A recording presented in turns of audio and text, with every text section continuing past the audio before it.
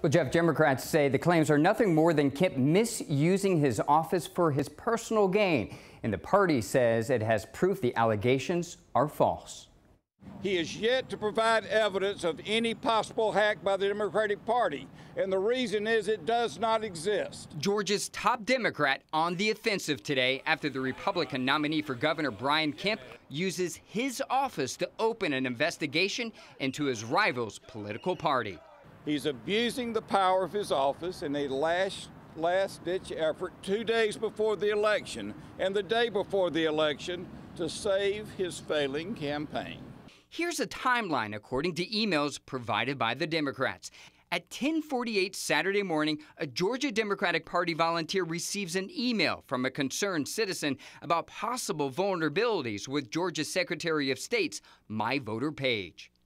22 minutes later, that volunteer emails the information to the party's voter protection attorney. Chairman Porter says their attorney then notified numerous officials, including the FBI and someone who sits on Kemp's cybersecurity panel. The next day, the Secretary of State's office issues a press release saying, after failed hacking attempt, Secretary of State launches investigation into Georgia Democratic Party. David Worley is a member of the state's election board. In return for being a good citizen and a good Samaritan, the Democratic Party got charged publicly with committing cyber crimes. That is a fundamental abuse of Brian Kemp's power as Secretary of State.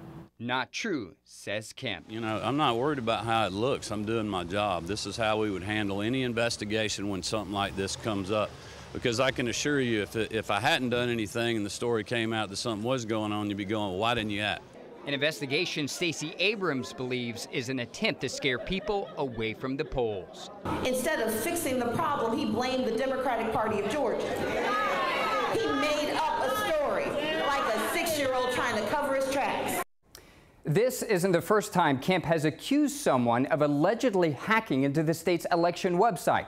In 2016, Kemp accused the Department of Homeland Security of conducting unauthorized scans of the Secretary of State's website. An Inspector General's office looked into it and found that wasn't true. Despite today's recent claims, Kemp says voters' information is secure. Back to you.